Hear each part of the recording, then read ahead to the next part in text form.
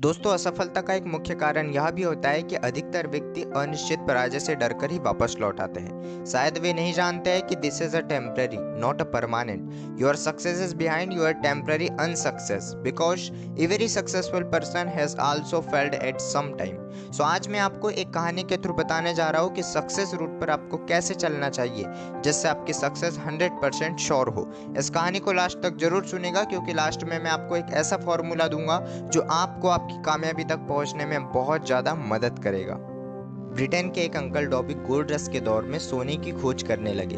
वे सोने की खोज करने के लिए पश्चिम दिशा में निकल गए और कुदाड़ी पावड़ा लेकर जमीन खोदने लगे। कुछ सप्ताह की खुदाई के बाद उन्हें स्वर्ण की एक झलक दिखाई पड़ी। वे उस चमक को देखकर बहुत ज़्यादा प्रसन्न हुए, परंतु सोने को बाहर निकालने के लिए कुछ मशीनों की आवश्यकता थी जो उनके पास नहीं थी।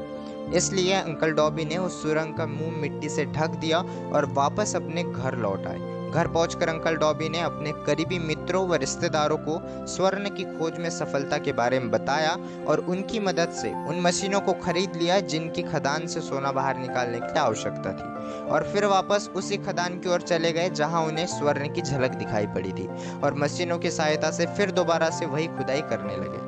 मशीनें खुदाई करते हुए नीचे जा रही थी और अंकल डॉबी की प्रसन्नताएं बढ़ती ही जा रही थी। वह जगह कोलोराडो की सबसे अच्छी खदान होने की वजह से कच्ची धातुओं की कुछ ही खेपों में अंकल डॉबी के सारे कर्ज उतर गए। खुदाई करने वाली मशीनें नीचे जा रही थी और अंकल डॉबी की आशाएं आसमान छू रही थी। तभी अचानक कुछ ऐसा हुआ जिससे एक सन्नाटा सा छा गया। सोने की चमक अचानक गायब हो गई और अंकल डॉबी की प्रसन्नताएं अब चिंताओं में बदल गई। फिर भी वे इसी आस में खुदाई करते रहे कि दोबारा से कहीं सोने की चमक दिखाई पड़े, परंतु उनकी सारी मेहनत बेकार गई और आशाएं अब निराशाओं में बदल गई। अंकल डॉबी ने मैदान छोड़ने का फैसला कर लिया और उन मशीनों को कबाड़ी में कौड़ियों के भाव बेचकर ट्रेन पकड़कर घर वापस लौट आए। परंतु उस कबाड़ी वाले ने एक बार दोबारा से कोशिश करने की ठानी और माइनिंग इंजीनियर को बुलवाकर पूरी जगह का इंस्पेक्शन करवाया।